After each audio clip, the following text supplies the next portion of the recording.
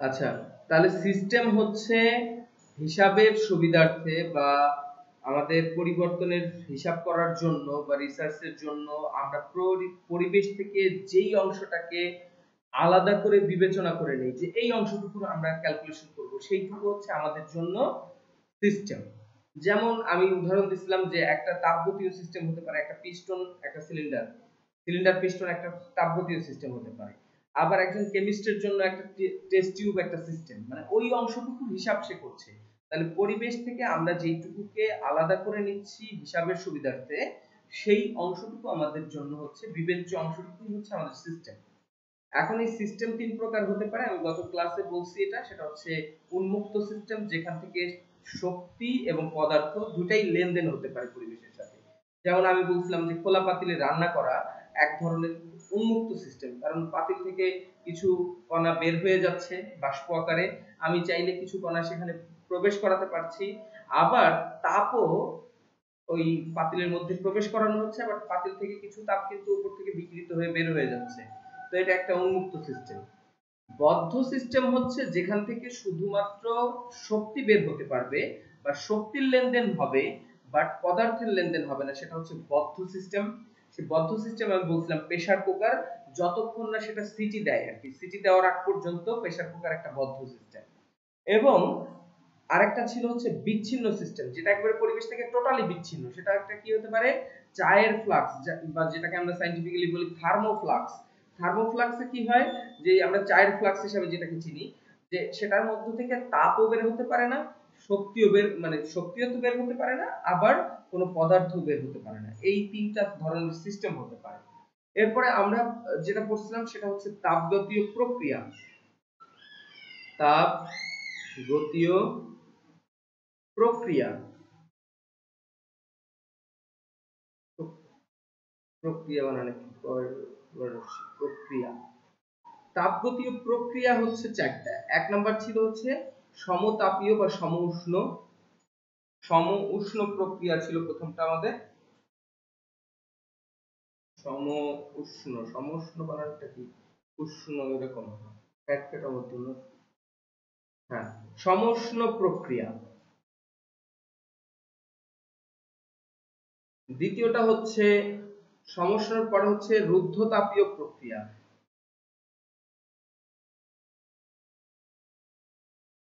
প্রক্রিয়া। তিন নাম্বারটা ছিল সম আয়তন প্রক্রিয়া। চার নাম্বারটা ছিল হচ্ছে সমচাপীয় প্রক্রিয়া, সমচাপ প্রক্রিয়া। তো এখন এদিকে খেয়াল করো সবাই, সমউষ্ণ প্রক্রিয়া কি, যেই প্রক্রিয়ায় উষ্ণতা বা তাপমাত্রা স্থির থাকবে, অন্য সব আয়তন চাপ তাপ এইগুলো পরিবর্তন হতে পারে, বাট উষ্ণতা বা তাপমাত্রা স্থির থাকবে, সেটা হচ্ছে সমউষ্ণ প্রক্রিয়া। এবং সমউষ্ণ প্রক্রিয়ার গ্রাফটা কেমন হয় এদিকে খেয়াল করো। যখন মনে করো আমরা একটু সিস্টেমটা একটু বোঝার চেষ্টা করি যে সমউষ্ণ প্রক্রিয়াটা কি। একটা সিলিন্ডার এবং একটা পিস্টন আছে, মনে করো এইখানে আমাদের কিছু গ্যাস আবদ্ধ আছে, আমরা এইখানে তাপ প্রয়োগ করলাম, জি কিউ পরিমাণ তাপ প্রয়োগ করার ফলে সেটা এই এইখানে ছিল মনে করো V1 থেকে V2 আয়তন পরিবর্তন হয়ে উপরে উঠে গেল। তার মানে এই গ্যাসটা আয়তনে বড় হয়ে গেল, তার মানে V1 থেকে V2 পর্যন্ত আয়তনের পরিবর্তন ঘটলো। এবং এটার গ্রাফ হয়, প্রথম দেখো V1 কি, এই যে এইটা হচ্ছে PV এর গ্রাফ, এই গ্রাফকে বলা হয় PV গ্রাফ। আমরা এই তাপ ইঞ্জিনের ক্ষেত্রে পিভি গ্রাফ দ্বারা সবকিছু প্রকাশ করে থাকি সাধারণত। দেখো পিভি গ্রাফে প্রথমে যখন এই জায়গায় ছিল ভলিউম অনেক ছোট ছিল কিন্তু প্রেসার অনেক হাই ছিল, তার মানে এরকম অবস্থায় ছিল। কথা কি বুঝতেছো? ভলিউম দেখো এখানে কি ভলিউম অনেক কম কিন্তু প্রেসার অনেক হাই।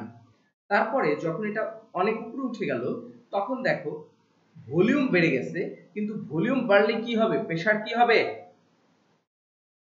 হ্যালো, কমে যাবে। কমে যাবে প্রেসার, ভলিউম বাড়লে প্রেসার কমে। বয়েলের সূত্র কি বলে যে volume is inversely proportional to pressure, pressure ভলিউমের ব্যস্তানুপাতিক। তো গ্রাফটা হবে এরকম। তো দেখো ভলিউম বেড়ে গেছে, ভলিউম এখানে চলে আসছে, এটা হচ্ছে V1 ছিল, এটা হচ্ছে P1 ছিল, তার মানে এটা হচ্ছে P1 V1 ছিল। সরি V1 P1 ছিল, এটা হচ্ছে V2 P2 ছিল। তো এই হচ্ছে সমুষ্ণ প্রক্রিয়ায় গ্রাফ। এখন এইদিকে দেখো প্রেসার কিন্তু কমছে, কিন্তু অনেক বেশি কমে নেই, এখান থেকে জাস্ট এইটুকু নিচে নামছে। তার মানে প্রেসার এখানে ছিল এইখানে, এখানে ছিল এইখানে। কেন এতটুকু কমলো, কেন বেশি কমলো না কেন? কারণ হচ্ছে যে নিচ থেকে তাপ একটা মানে তাপ যেহেতু আমরা সাপ্লাই করছিলাম, শক্তি সাপ্লাই করছিলাম, তাহলে তাপীয় একটা প্রেসার প্রেসারটাকে খুব বেশি কমতে দেয়নি। কিন্তু রুদ্ধতাপীয় প্রক্রিয়ায় কি হবে দেখো, রুদ্ধতাপীয় প্রক্রিয়া হচ্ছে এমন একটা সিস্টেম যেখানে এই সিলিন্ডারটা কুপরিবাহী পদার্থ দিয়ে তৈরি করা থাকবে, বা এমন ভাবে তৈরি করা থাকবে যে এখানে তাপ ভেতর থেকে বাইরে, বাইরে থেকে ভেতরে আসা যাওয়া করতে পারবে না। তো এইখানে অলরেডি কিছু গ্যাস আছে, গ্যাসের মধ্যে কিছু শক্তি ছিল মনে করো, সেই শক্তিকে ব্যয় করে সে সামান্য উপরে উঠবে, কারণ রুদ্ধতাপীয় প্রক্রিয়ায় এর ভেতরের শক্তিটা সেখানে ব্যয় হবে। তো ভেতরের শক্তি ব্যয় করে সে কিছুটা উপরে উঠলে সেইটা কি হবে দেখো, সেটার গ্রাফটা কেমন হবে। এটা হচ্ছে রুদ্ধতাপীয় প্রক্রিয়ার গ্রাফ। এখানে P এবং এখানে V, PV গ্রাফে এটা দেখতে কেমন হবে। প্রথমত সেটা V1 আয়তনে ছিল এবং তখন P1 প্রেসারে ছিল, অর্থাৎ এইখানে ছিল। ধরো এটা হচ্ছে P1 V1, মানে V1 P1 অবস্থায় আছে, যেহেতু x অক্ষে V1। তো V1 P1 প্রেসারে ছিল, হঠাৎ করে সেটা যেহেতু প্রেসার ভলিউম অনেকখানি বেড়ে গেছে, দেখো ভলিউম বেড়ে যাওয়ার কারণে, ভলিউম খুব বেশি না বাড়লেও ভলিউম এখান থেকে জাস্ট এইটুকু বাড়ছে, খুব বেশি বাড়ে নাই। কিন্তু প্রেসার কি হবে, যেহেতু নিচ থেকে কোনো তাপ দেওয়া হচ্ছে না, তাহলে তাপীয় কোনো প্রেসার থাকবে না, মানে কোনো প্রেসার কিন্তু এখানে তৈরি হচ্ছে না, অর্থাৎ এটা খুব নিচে নেমে যাবে, এরকম হবে। গ্রাফটা দেখতে হবে এরকম, এখানে নেমে যাবে। তাহলে কি এইটা হচ্ছে রুদ্ধতাপীয় গ্রাফ। রুদ্ধতাপীয় গ্রাফে কি হয়, খুব দ্রুত প্রেসার পড়ে যায়, প্রেসার লস হয়। সো এইটাকে বলা হবে V2 P2। দেখো ভলিউম এইখানে অনেক বেশি বাড়লেও প্রেসার খুব একটা কমতে পারেনি, কারণ নিচ থেকে তাপ দেওয়া হচ্ছিল, এখানে নিচ থেকে কোনো তাপ দেওয়া হয়নি বিধায় ভলিউম অল্প বাড়ছে, কিন্তু প্রেসার অনেকখানি পড়ে গেছে। কথা কি বোঝা যাচ্ছে? হ্যালো, ওকে। এই এই এই গ্রাফগুলো দিয়ে অনেক সময় সৃজনশীলে আসে এবং অনেক সময় অবজেক্টিভও এরকম গ্রাফ দেয়। তো এই জন্য আমি গ্রাফগুলো ব্যাখ্যা করছি। দেখো এরপরে যে প্রক্রিয়াটা নিয়ে আলোচনা করব সেটা হচ্ছে সম আয়তন। আয়তন সম আয়তন প্রক্রিয়া কেমন গ্রাফ হবে? সম আয়তন বুঝেই যাচ্ছে যে আয়তন সবসময় স্থির থাকবে। তাহলে সম আয়তন প্রক্রিয়ায় যদি আমি গ্রাফ আঁকতে চাই, এইদিকে হচ্ছে v আর এইদিকে সবসময় p থাকে, y অ্যাক্সিসে p দেওয়া হয়। তাহলে দেখো আয়তন যাই হোক, মানে প্রেসার যাই হোক, আয়তন সবসময় সেম থাকবে। মনে করো এটাই ভলিউমটা v1, তাহলে সবসময় সে v1 এই থাকবে, অর্থাৎ মানে আয়তনের কোনো বৃদ্ধি হবে না। তার মানে কি হবে, এই রকম হবে দেখতে। কথা কি বোঝা যাচ্ছে? আয়তন দেখো প্রেসার বাড়তেছে, কিন্তু আয়তনের কোনো কি হচ্ছে না, পরিবর্তন হচ্ছে না, আয়তন এখানেই আছে। তাহলে গ্রাফটা এরকম হবে। তাহলে এখন একটা অবজেক্টিভে যদি বলে যে সমআয়তন প্রক্রিয়ার গ্রাফ কোনটা, তুমি দেখে চিনতে পারবা না? চারটা গ্রাফ দিয়ে তোমাকে প্রশ্ন করলো যে কোন গ্রাফটা সমআয়তন প্রক্রিয়ার গ্রাফ, তোমার চিনতে আশা করি কঠিন হবে না। এবার হচ্ছে সমচাপ প্রক্রিয়া, এদিকে খেয়াল করো, সমচাপ প্রক্রিয়া। সমচাপ প্রক্রিয়ার গ্রাফ কেমন হয় দেখতে? সমচাপ প্রক্রিয়ার গ্রাফটা হচ্ছে, দেখো আমাদের গ্রাফে আবার আমরা যদি এখানে v এবং p এর গ্রাফ আঁকি, তো সমচাপ প্রক্রিয়ায় মনে করো যে প্রেসারটা p ছিল, প্রেসার p, এখানে ধরো p1 প্রেসার ছিল এবং সেই p1 প্রেসারটাই সবসময় থাকবে। তাহলে এই গ্রাফটা কিসের গ্রাফ? সমচাপ প্রক্রিয়া। চাপের কোনো পরিবর্তন হচ্ছে না, আয়তন বাড়ছে, কিন্তু সমচাপ প্রক্রিয়ায় চাপের কি পরিবর্তন হবে না। কথা কি বুঝতেছো? আচ্ছা, এইবার আমরা কিছু জিনিস এখানে আলোচনা করব। সেখানে প্রথম কথা হচ্ছে এই ক্ষেত্রে সম সমউষ্ণ প্রক্রিয়ায় কাজের কাজের সূত্র কি হবে? সমউষ্ণ প্রক্রিয়ায় কাজ কতটুকু হবে এটা যদি আমরা পরিমাপ করতে চাই, সম উষ্ণ প্রক্রিয়ায় কাজ হবে dw, মানে কাজ হবে কতটুকু, মানে কাজের পরিমাণ কতটুকু হবে, dw dq। কারণ যতটুকু তাপ দিব ততটুকুই কাজে রূপান্তর হয়ে যাবে, কারণ কোনো কিছুই এখানে কি থাকবে না, ভেতরে থাকবে না, ভেতরে থাকলে তো এটার উষ্ণতা বেড়ে যাবে। যদি এই তাপ যদি ভেতরে এই গ্যাসকে গরম করে তাহলে কি সমউষ্ণ অবস্থায় থাকবে নাকি উষ্ণতা বেড়ে যাবে বলো তো? বেড়ে যাবে। তাহলে উষ্ণতা যেহেতু বাড়াচ্ছি না, তার মানে আমি যতটুকু তাপ দেব, মানে থিওরিটিক্যালি বলা যায় যে ততটুকুই আমি কাজ পাবো। যদিও পুরোটা কাজ পাওয়া যায় না, কিছুটা অপচয় হয়, কিন্তু আমরা থিওরিটিক্যালি বলতে পারি যে সমউষ্ণ প্রক্রিয়ায় যতটুকু তাপ দেওয়া হয় ততটুকুই কাজে রূপান্তর হয়। কথা কি বুঝছো সবাই? আচ্ছা, সম উষ্ণর পরে আমরা এই গ্রাফটাতে বুঝেছিলাম রুদ্ধ তাপীয় প্রক্রিয়ায় কতটুকু কাজ হবে। রুদ্ধ তাপীয় প্রক্রিয়ায় কাজ হবে কতটুকু দেখো, আমরা জানি এর ভেতরে কিছুটা শক্তি ছিল, সেটাকে আমরা বলতে পারি ইউ। ইউ পরিমাণ শক্তি ছিল, সেখান থেকে কিছুটা শক্তি ব্যয় করে কতটুকু শক্তি ডিইউ পরিমাণ পরিবর্তন হলো। মনে করো ভেতরের শক্তি পরিবর্তন হলো ডিইউ পরিমাণ, ওই ভেতরের যেই শক্তিটা ব্যয় হলো সেই শক্তিটাই এখানে কি হিসাবে আসবে, ডিডব্লিউ হিসাবে আসবে। মানে কাজ হিসাবে আসবে কোন জায়গার শক্তি, এই ভেতরের ইউ শক্তি থেকে কিছু শক্তি ব্যয় হয়ে ডিডব্লিউ পরিমাণ কাজ করবে। অর্থাৎ আমরা বলতে পারি এই ক্ষেত্রে ডিডব্লিউ ইকুয়াল টু হচ্ছে, যেহেতু ব্যয় হবে নিজের শক্তি ব্যয় করবে, এই জন্য এটাকে আমরা বলবো মাইনাস ডিইউ। তার মানে ইউ এর থেকে যে পরিমাণ শক্তি ব্যয় হয়ে যাবে সেই শক্তিটাই হবে ডিডব্লিউ। কথা কি বোঝা যাচ্ছে? এই জিনিসগুলো বোঝা দরকার, কারণ না বুঝলে তুমি এটা অ্যানসার করতে পারবে না। এরপরে দেখো, মানে এই এই জাতীয় জিনিসগুলো দিয়ে অবজেক্টিভ আসতে পারে এবং মানে শর্ট কোশ্চেন আসতে পারে। এরপরে আমরা যেটা নিয়ে আলোচনা করব সেটা হচ্ছে সম আয়তন প্রক্রিয়া।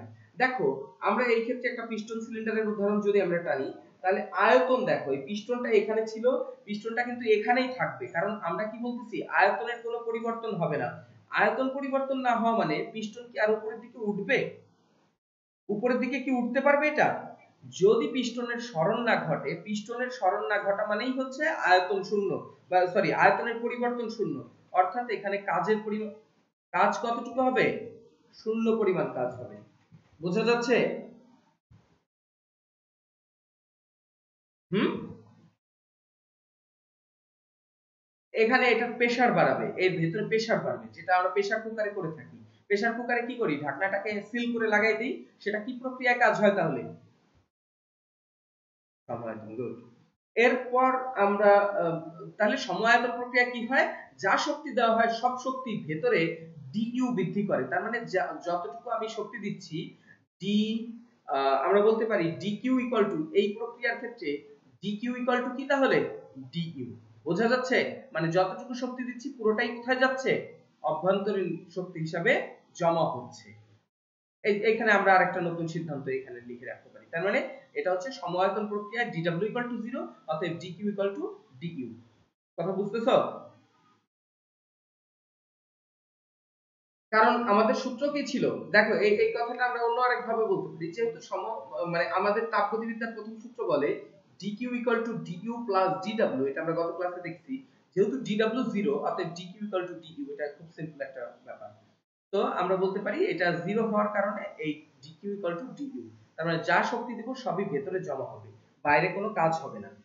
এবার প্রেসার যদি স্থির থাকে, প্রেসার স্থির থাকে কিন্তু ভলিউমের পরিবর্তন কিন্তু হচ্ছে। দেখো ভলিউম এখান থেকে এই পর্যন্ত পরিবর্তন হয়েছে, তাহলে এই জায়গাতে আমরা বলতে পারি যে এটা কাজ হবে, এই জায়গায় কাজ হবে হচ্ছে dw = pdv। তার মানে ভি এর যতটুকু পরিবর্তন হলো, বা এটাকে হ্যাঁ, এইখান থেকে এই পর্যন্ত হচ্ছে ডিভি যদি হয়, তাহলে ভি এর পরিবর্তন এতটুকু, এটার সাথে প্রেসারের গুণ করলে আমরা কাজ পেয়ে যাব। এটাকে বলা হয় সমচাপ প্রক্রিয়ায় কাজ। তো এই এই জিনিসগুলো দেখবা তোমাদের বইতে আছে, 13 নম্বর পেজে গিয়ে দেখবা যে এক জায়গায় সবগুলো প্রক্রিয়ার কাজের তুলনা এবং গ্রাফগুলো আঁকা আছে। আজকে আমরা যে টপিকসটা, গুরুত্বপূর্ণ যে টপিকসটা আজকে শুরু করব, সেই টপিকসটা হচ্ছে আপেক্ষিক তাপ। ব্যাপারটা খেয়াল করো, আপেক্ষিক তাপ বলতে কি বোঝায়? আপেক্ষিক তাপ, তাপ তো আসলে শক্তি। এখন আপেক্ষিক তাপ কি, কারো সাপেক্ষে কোনো কিছু ক্যালকুলেশন করলে সেটাকে আমরা আপেক্ষিক তাপ বলছি। তো আপেক্ষিক কার সাপেক্ষে আমরা এটাকে আপেক্ষিক বলছি? ব্যাপারটা হচ্ছে, মনে করো যে আমি যদি বলি যে আমার কাছে একটা কাঠের টুকরা আছে, একটা শুকনো কাঠের টুকরা, আর সেম সাইজের একটা শুকনো, সরি একটা লোহা আছে, এটা হচ্ছে আয়রন বা লোহা, লোহার খন্ড আর এটা হচ্ছে কাঠ।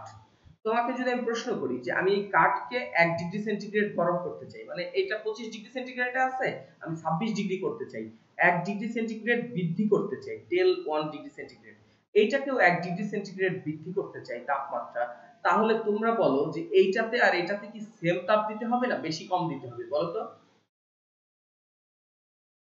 কাঠে অনেক বেশি দেওয়ার পরেও দেখা যাবে যে 1 ডিগ্রি হচ্ছে না, কিন্তু লোহাতে 1 ডিগ্রি তৈরি করার জন্য হয়তো কম তাপ দিলেই কাজ হয়ে যাবে। কথা কি বুঝতেছো? তাহলে কোনো একটা পদার্থের 1 ডিগ্রি তাপমাত্রা বৃদ্ধি করতে ভিন্ন ভিন্ন তাপের প্রয়োজন হতে পারে। এইটাকেই বলা হয় এই পদার্থের আপেক্ষিক তাপ। তার মানে কোনো একটা পদার্থকে 1 ডিগ্রি গরম করতে, 1 ডিগ্রি সেন্টিগ্রেড উষ্ণতা বৃদ্ধি করতে যে পরিমাণ তাপ দিতে হয়, আমি গতদিন বলছি কিন্তু উষ্ণতা কি, তাপমাত্রা। তাপমাত্রা হচ্ছে সে তাপ দিবে না নিবে, এটা নির্ভর করে তার উপরে। তো এই তাপমাত্রা 1 ডিগ্রি বৃদ্ধি করতে যতটুকু আমাকে তাপ দিতে হয়, সেই তাপের পরিমাণটাকে এই পদার্থের আপেক্ষিক তাপ বলে। আমার কথা কি বুঝতেছো? তো এই এখন আমার কথা হচ্ছে যে 1 ডিগ্রি বৃদ্ধি করতে কাঠ যদি, মানে কাঠের এই কাঠটা যদি 1 কেজি হয় তাহলে কি যতটুকু তাপ লাগবে 5 কেজি হলে কি ততটুকু তাপ লাগবে? হ্যালো? এইজন্য এইজন্য অবশ্যই একটা নির্দিষ্ট করার জন্য এটাকে বলতে হবে একক ভরের। তার মানে দুইটা শর্ত জুড়ে দিতে হবে। কোন পদার্থের 1 কেজি ভরের 1 ডিগ্রি সেন্টিগ্রেড বৃদ্ধি করতে যে তাপ দিতে হয় তাকে ওই পদার্থের আপেক্ষিক তাপ বলা হয়। সবাই এটা লিখে নাও যে কোন পদার্থের একক ভরের, কোন পদার্থের একক ভরের একক তাপমাত্রা বৃদ্ধি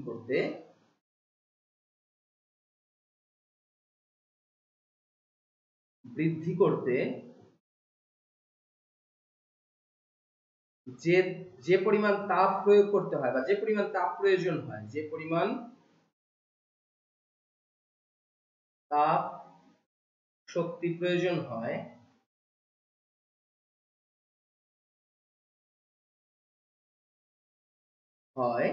তাকে ওই পদার্থের আপেক্ষিক তাপ বলে। আপেক্ষিক তাপ বলে। আবারও আমি বলি যে ভিন্ন ভিন্ন পদার্থের 1 ডিগ্রি বৃদ্ধি করতে 1 কেজি পরিমাণ পদার্থই নিলাম, মনে করো 1 কেজি কাঠ 1 কেজি লোহা, 1 কেজি কাঠকে 1 ডিগ্রি বৃদ্ধি করতে দেখা গেল অনেকখানি তাপ দিতে হবে, কিন্তু 1 কেজি লোহাকে তার থেকে কম তাপ দিলেই গরম হয়ে যাবে। আবার পানির ক্ষেত্রে আলাদা তাপ লাগবে। আবার মনে করো যে সেটা যদি তামা হয় সেটাকে গরম করতে আলাদা তাপ লাগবে। তাহলে কোন একটা পদার্থের 1 ডিগ্রি বৃদ্ধি করতে, কোন একটা পদার্থের 1 ডিগ্রি সেন্টিগ্রেড তাপমাত্রা বৃদ্ধি করতে তাকে যতটুকু তাপ দিতে হয়, যদি সেটা একক ভরের হয়, একক ভরের একক তাপমাত্রা বৃদ্ধি করতে যে তাপ দরকার হয় তাকে আপেক্ষিক তাপ বলে। এটাকে সাধারণত এস বা সি দ্বারা প্রকাশ করা হয়, আমরা এখানে এস দিয়ে প্রকাশ করলাম। তো এস ইকুয়াল টু হচ্ছে আপেক্ষিক তাপ। এখন আমি তোমাদের একটা কৌশল শিখাইছিলাম যে কিভাবে সংজ্ঞা থেকে সূত্র লিখতে হয়। তাহলে আপেক্ষিক তাপের সংজ্ঞাতে বলছে একক ভরের একক তাপমাত্রা বৃদ্ধি করতে যেই তাপ শক্তি দরকার হয় সেই তাপ শক্তিটা হচ্ছে ওই পদার্থের আপেক্ষিক তাপ। খেয়াল করো একক ভরের কথাটা আবার খেয়াল করো, যাদের যাদের সামনে একক থাকে তাদেরকে কোথায় লিখতে হয় সূত্র বানানোর সময়? বলতে হবে একটু নিচে। একক যাদের একক ভরের, তার মানে ভরটা নিচে বসবে। একক তাপমাত্রা বৃদ্ধি করতে, একক তাপমাত্রা বৃদ্ধি, বৃদ্ধি বলতে কি বোঝায়? ডেল টি, ডেল থিটাও বলে অনেক জায়গায়, ডেল টি বা ডেল থিটা, থিটা দিয়েও তাপমাত্রা বোঝায়, টি দিয়েও বোঝায়, আমি এখানে টি লিখলাম। তাহলে এম আর ডেল টি বসবে নিচে, কারণ একক আছে এই দুজন, যারা একক তারা নিচে বসে। একক ভরের একক তাপমাত্রা বৃদ্ধি করতে যে পরিমাণ তাপ দিতে হয় তার মানে ডেল কিউ উপরে বসবে, সেটাই হচ্ছে আপেক্ষিক তাপ। আমার কথা কি বোঝা গেছে? তাহলে সংজ্ঞা থেকে আমরা সূত্র তৈরি করে ফেললাম যে একক ভরের একক তাপমাত্রা বৃদ্ধি করতে যে তাপ দরকার হয় তাকে আপেক্ষিক তাপ বলে। তোমরা 9 10 এ এটা অলরেডি শিখছো, তোমাদের শেখানো হয়েছে। সেটা এরকম ছিল যে তোমরা 9 10 এ আসলে শিখছিলা এভাবে S equal to m del theta এবং ডেল কিউ উপরে ছিল। তারপরে তোমরা এই, হ্যাঁ আচ্ছা সেটা এইভাবে শিখছিলা del Q equal to M S del theta, তাহলে একই জিনিস হলো না এটা? তাহলে এই যে এই সূত্রটা শিখছিলাম আমরা। আচ্ছা, তো এইটাই আপেক্ষিক তাপ। এখন আপেক্ষিক তাপের এই প্রত্যেকটা পদার্থের আপেক্ষিক তাপ সায়েন্টিস্টরা বের করে একটা চার্ট তৈরি করছে। তুমি যদি এখনই সার্চ দাও যে specific heat of different materials, তাহলে তুমি গুগলে একটা চার্ট পেয়ে যাবে যে কোন পদার্থের 1 ডিগ্রি বৃদ্ধি করতে 1 কেজির 1 ডিগ্রি বৃদ্ধি করতে কতটুকু তাপ দরকার হয়। এই চার্টটা বিজ্ঞানীরা কেন তৈরি করলো সেটা আমাদের জানা দরকার, যে এই আপেক্ষিক তাপের জরুরিটা কি, প্রয়োজনীয়তাটা কি ছিল। দেখো, আমি মনে করো যে একজন একজন ইঞ্জিনিয়ারকে নিয়োগ দিলাম, আমার একটা কোম্পানি খুললাম যেটাতে আমি মনে করো রড তৈরি করতে চাই, এই যে আয়রন বার যেটা দিয়ে বিল্ডিং তৈরি করা হয়, এরকম একটা রডের কোম্পানি দিলাম আমি। আমি এখন একজন ইঞ্জিনিয়ার রাখলাম, তাকে আমি বললাম যে আপনি হিসাব করে দিবেন যে আমার এই কারখানাতে আমি প্রতিদিন 100 টন রড তৈরি করতে চাই, বা 10 টন রড তৈরি করতে চাই, 100 টন বেশি হয়ে যাবে। তো আমি 10 টন রড তৈরি করতে চাই, 10 টন রড তৈরি করতে আমার প্রতিদিন কতটুকু তাপ শক্তি ব্যয় করতে হবে, এবং সেই তাপ শক্তি ব্যয় করতে কতটুকু জ্বালানি খরচ হবে, এই হিসাবটা সে করতে হলে এই সূত্রের কাছে আসতে হবে। দেখো, তখন সে বলবে যে তার কতটুকু তাপ দরকার হবে, তখন সে বলবে যে এই যে এখানে বসাবে সেই 10 টন, এম এর মান হচ্ছে 10 টন, এস হচ্ছে আমি কোন পদার্থটাকে গলাতে চাচ্ছি, লোহাকে গলাতে চাচ্ছি, তাহলে লোহাকে গলাতে কত ডিগ্রি তাপমাত্রা বৃদ্ধি করতে হয় সেটা ডেল থিটা, এবং ওই লোহার আপেক্ষিক তাপ সে এখানে বসায় দিবে। তো এই যে 1 কেজির 1 ডিগ্রি বৃদ্ধি করতে কতটুকু লাগে সে জানে, এখান থেকে সে 1 টনের 800 ডিগ্রি বৃদ্ধি করতে, মনে করো লোহাকে গলাতে 800 ডিগ্রি তাপ দিতে হবে হয়তোবা, তো এই 800 ডিগ্রি তাপ দিতে কতটুকু মানে তাপমাত্রা বৃদ্ধি করতে কতটুকু তাপ লাগবে সে এটা দিয়ে হিসাব করে ফেলতে পারে। আমার কথা কি বুঝছো? হ্যালো? এই জন্য প্রত্যেকটা পদার্থের আপেক্ষিক তাপ সায়েন্টিস্টরা বের করে রাখছে, কারণ এতে করে আমাদের এখন কোন একটা পদার্থকে তাপমাত্রা বৃদ্ধি করতে কতটুকু তাপ লাগবে এটা আমরা জানি। তো আমরা এটা যেহেতু আমরা রডের কারখানা কখনো কেউ দিব কিনা জানি না, দিতেও পারে আমাদের স্টুডেন্টদের মধ্যে কেউ একজন, কিন্তু আমরা এখন বাস্তব একটা অ্যাপ্লিকেশন দেখবো যেটা আমরা আমাদের জীবনে আমাদের মানে প্র্যাকটিক্যাল লাইফে কিছু হিসাব যাতে এটা দিয়ে করতে পারি।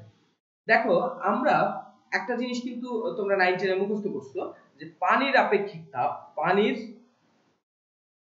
পানির আপেক্ষিক তাপ কত, কেউ একজন আমাকে বলো।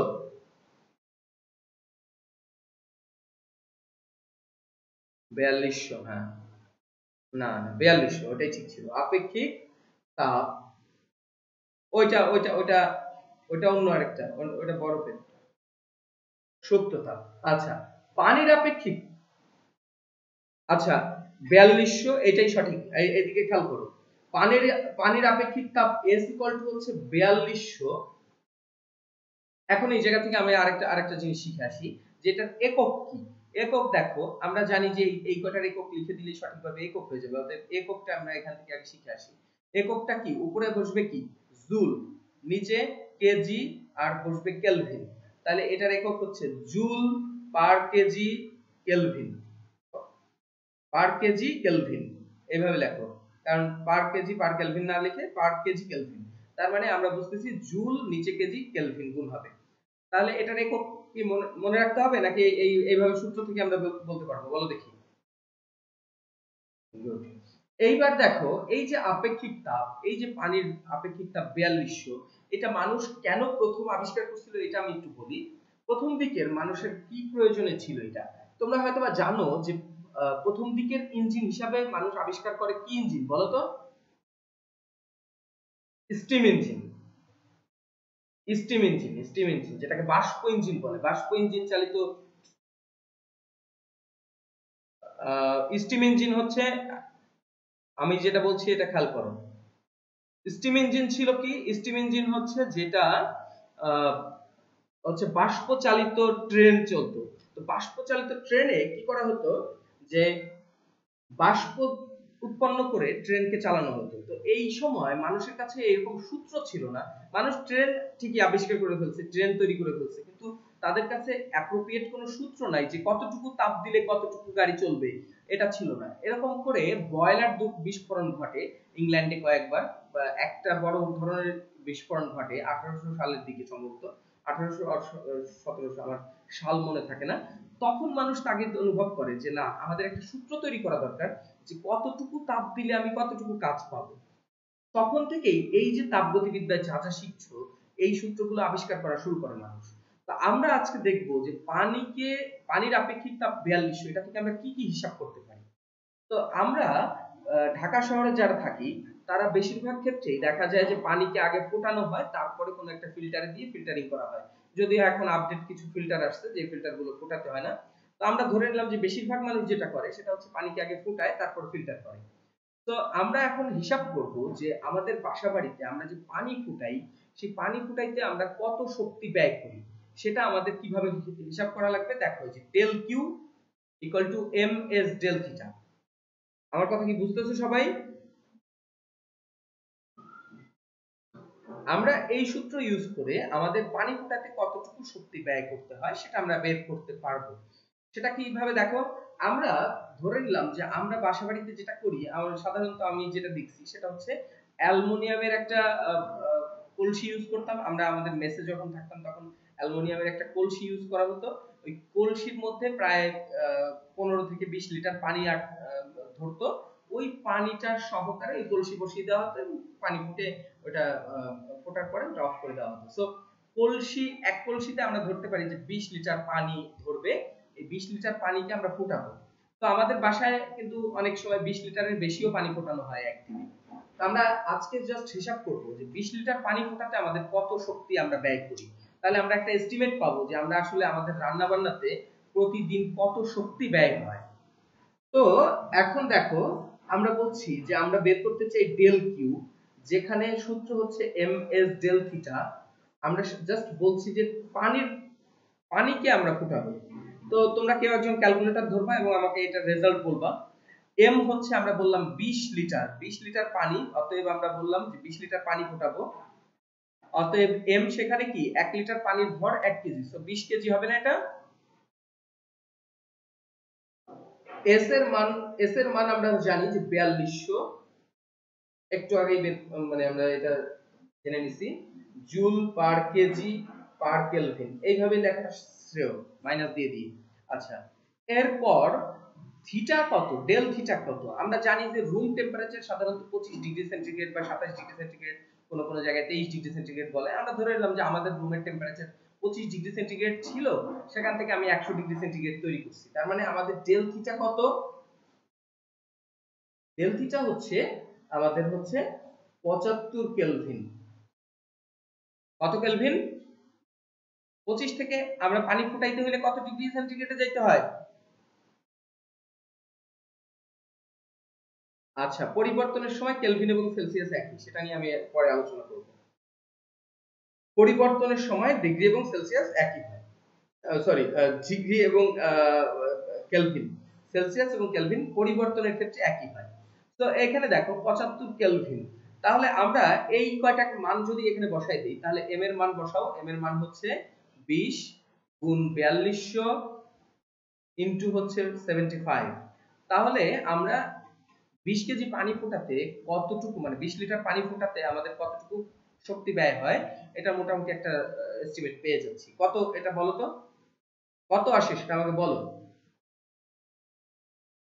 6350, তারপরে আরো অনেক কিছু থাকার কথা, এত ছোট। 635 এর পরে 5টা জিরো।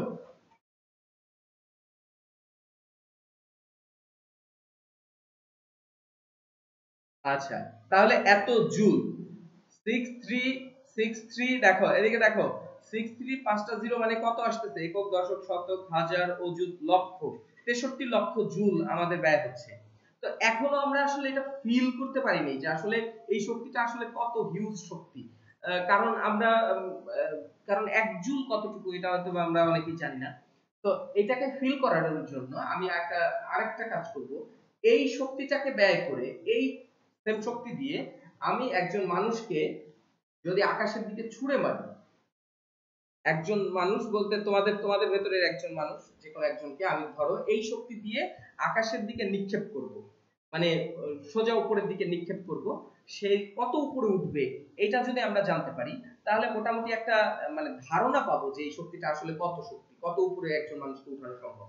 তা আমি যদি আমার এখানে স্টুডেন্টদের মধ্যে কারো ওজন 60, কারো ওজন 50, কারো ওজন তার থেকে একটু বেশি কম, তো আমি গড় হিসাবে ধরলাম যে একজন মানুষের ভর, আমি যে মানুষটাকে নিক্ষেপ করব 60 কেজি, তার ভর হচ্ছে, যাকে আমি নিক্ষেপ করব, নিক্ষিপ্ত এম টি লিখলাম যেহেতু তাকে থ্রো করা হবে, এম টি, যে সে হচ্ছে 60 কেজি ওজনের একজন মানুষ, তাকে আমি নিক্ষেপ করব আকাশের দিকে। সো আমাকে গ্র্যাভিটির সাথে গ্র্যাভিটি রুলটা দিকে তাকে পাঠাইতে হবে।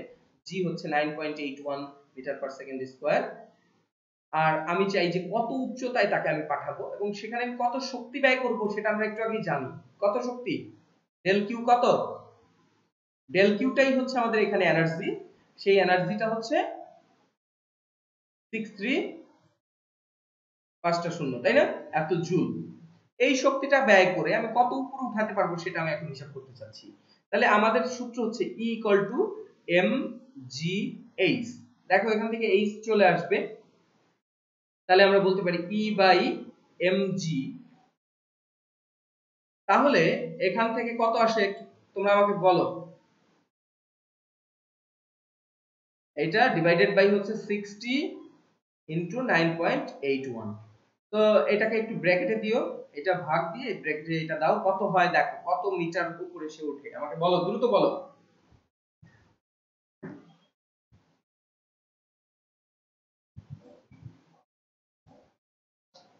কথা বলতে হবে।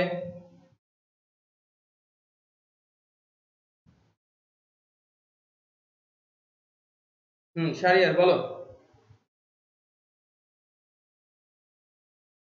পয়েন্টটুকু আমি বাদই দিলাম, 10,703।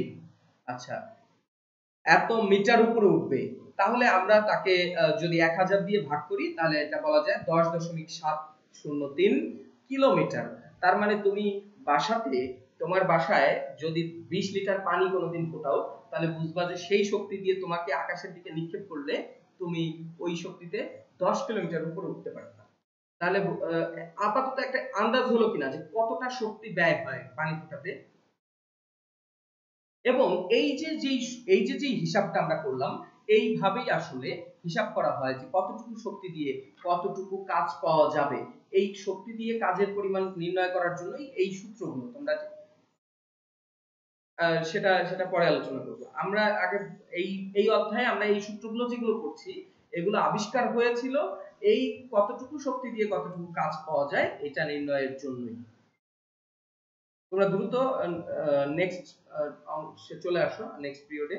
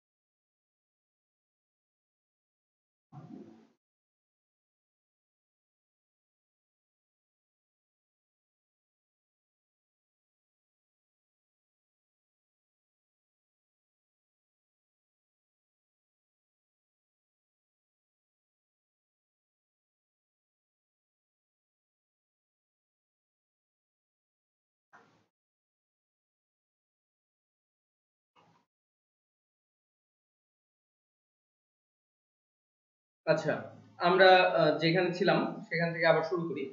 তো আপেক্ষিক তাপ কি, আপেক্ষিক তাপের প্রয়োজনীয়তাটা আমরা কিছুটা ফিল করলাম, আমাদের বাস্তব জীবনের একটা হিসাব কিতাব করা হলো। এবার আমরা নতুন আরেকটা টপিকস নিয়ে কথা বলবো, সেটা হচ্ছে গ্যাসের আপেক্ষিক তাপ।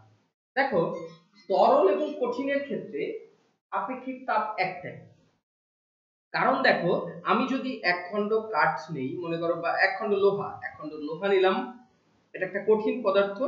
এই কঠিন পদার্থটা আমি নিয়ে এইটাকে 1 ডিগ্রি সেন্টিগ্রেড তাপমাত্রা বৃদ্ধি করতে চাই। তো আমি যদি এটাকে চেপে ধরি, মনে করো এটাকে কোনো কিছু দিয়ে পিস্টন দিয়ে, মানে কোনো কিছু দিয়ে, ভারী কিছু দিয়ে চেপে ধরলাম। চেপে ধরার পরে চাপ প্রয়োগের পরেও যতটুকু আমি পাবো, মানে 1 ডিগ্রি তাপমাত্রা বৃদ্ধি করতে আমাকে যেই তাপ দিতে হবে, চাপ না দিলেও আমাকে কি তাপ বেশি না কম দিতে হবে বলো তো আমাকে কেউ একজন? চাপ দিলেও 1 ডিগ্রি বৃদ্ধি করতে যা লাগবে, চাপ না দিলেও তাই লাগবে, কারণ কঠিন পদার্থের চাপের উপরে খুব একটা সমস্যা হবে না এখানে। 1 ডিগ্রি সেন্টিগ্রেড তাপমাত্রা বৃদ্ধি করতে, 1 ডিগ্রি সেন্টিগ্রেড তাপমাত্রা বৃদ্ধি করতে চেপে ধরলেও যতটুকু তাপ লাগবে, না চেপে ধরলেও ততটুকুই তাপ লাগবে। আমার কথা কি বুঝতেছো? হ্যালো? লিকুইডের ক্ষেত্রে এরকম যে যতটুকু আমি বৃদ্ধি করতে চাই, 1 ডিগ্রি সেন্টিগ্রেড তাপমাত্রা বৃদ্ধি করতে আমাকে সেই লিকুইডটাকে চেপে ধরলেও যতটুকু তাপ লাগবে, মুক্ত অবস্থায় বা চাপ ছাড়া অবস্থায় রাখলেও ততটুকুই তাপ লাগবে। এখন 1 ডিগ্রি বৃদ্ধি করতে এদের এদের জন্য তো সেমই লাগলো, ঠিক আছে, কিন্তু আমি যদি একটা গ্যাসীয় পদার্থকে নেই, এই জিনিসটা বোঝার চেষ্টা করো। গ্যাসীয় পদার্থের এইখানে মনে করো এইখানে গ্যাসগুলো এরকম এলোমেলো ছোটাছুটি করতেছে, তো আমি এই গ্যাসীয় পদার্থটাকে এই অবস্থায় পিস্টন দিয়ে আটকে আমি এখানে 1 ডিগ্রি সেন্টিগ্রেড বৃদ্ধি করার জন্য ডেল কিউ পরিমাণ তাপ দিলাম, যেখানে আমি উপর থেকে কোনো প্রেসার দিলাম না। তার মানে এটা একটা মানে অ্যাটমসফিয়ারিক প্রেসারেই থাকলো। আরেকটা হচ্ছে এখানে প্রেসারটা যেটা অ্যাটমসফিয়ারিক প্রেসার সেটাই থাকলো 1 atm, 1 অ্যাটমসফিয়ারিক প্রেসার, এর বেশি আমি দিলাম না। কিন্তু আমি আরেকটা ঘটনা ঘটাইলাম, যেখানে এই গ্যাসটাকেই মনে করো আমি এই পিস্টনটার উপরে চাপ প্রয়োগ করলাম, মানে 1 অ্যাটমসফিয়ার তো ছিলই, আরো আমি কিছুটা প্রেসার দিলাম, এখানে পি পরিমাণ প্রেসার দিলাম, তাহলে 1 অ্যাটমসফিয়ার প্লাস পি প্রেসার আমি এক্সট্রা দিলাম। দেওয়ার ফলে গ্যাসের অণুগুলো এখন এই জায়গায় গ্যাসের অণুগুলো তো আগের গুলোই আছে, কিন্তু এই গ্যাসের অণুগুলো এখন কাছাকাছি চলে আসলো। এখন আমাকে বলো যে এই ক্ষেত্রে তাপ কি বেশি দিতে হবে না কম দিতে হবে? ডেল কিউ কি কম লাগবে না বেশি লাগবে? 1 ডিগ্রি বৃদ্ধি করতে, 1 ডিগ্রি তাপমাত্রা বৃদ্ধি করতে, ডেল 1 ডিগ্রি সেন্টিগ্রেড করতে আমাকে এই ক্ষেত্রে বেশি তাপ দিতে হবে না এই ক্ষেত্রে বেশি তাপ দিতে হবে? প্রথম ক্ষেত্রে বেশি দিতে হবে, কারণ গ্যাসের অণুগুলো দূরে দূরে ছিল, এদের কাছে তাপ পৌঁছাইতে বেশি তাপ লাগবে, তাপ এখানে বেশি লাগবে। আর এখানে কাছাকাছি থাকার কারণে অল্প তাপ দিলেই বেশি তাপমাত্রা বৃদ্ধি পাবে। আমার কথা কি বোঝা যাচ্ছে?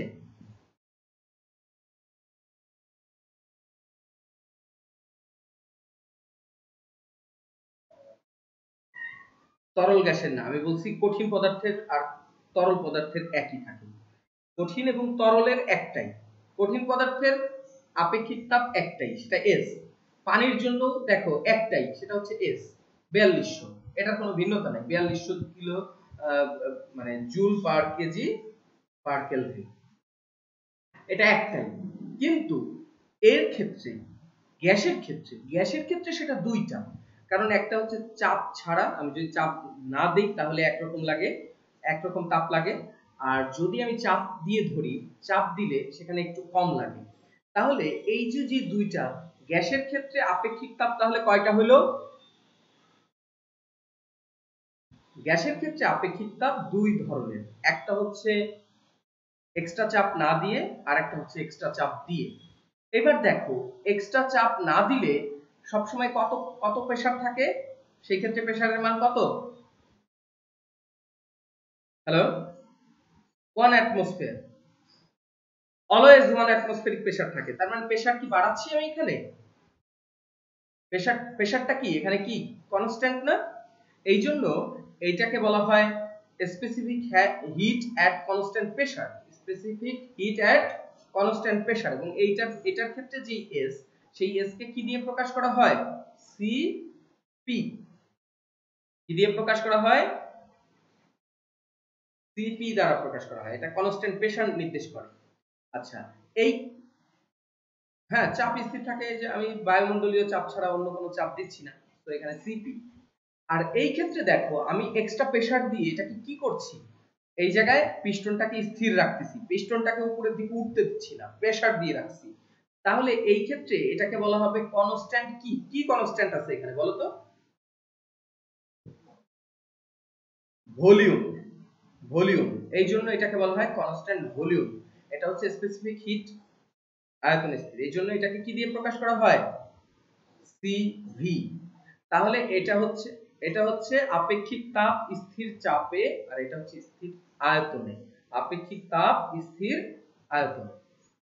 তাহলে এর সংজ্ঞা দেওয়ার জন্য নতুন কিছু শিখতে হবে না, এই আগের সংজ্ঞাটাই তুমি লিখবা যে কোন গ্যাসীয় পদার্থের একক ভরের একক তাপমাত্রা বৃদ্ধি করতে স্থির আয়তনে যে শক্তি প্রয়োজন হয়, যে পরিমাণ শক্তি প্রয়োজন হয়, শুধু এখানে একবার স্থির চাপে আর একবার লিখে দিবা কি স্থির আয়তনে যে পরিমাণ তাপ দরকার হয় সেটাকে আপেক্ষিক তাপ স্থির আয়তনে বলা হয়, আর একবার বলবা আপেক্ষিক তাপ স্থির চাপে বলা হয়। তবে সংজ্ঞা সেমই থাকবে, শুধুমাত্র এখানে পরিবর্তন হবে কি, একবার বলতে হবে স্থির আয়তনে আর একবার বলতে হবে স্থির চাপে।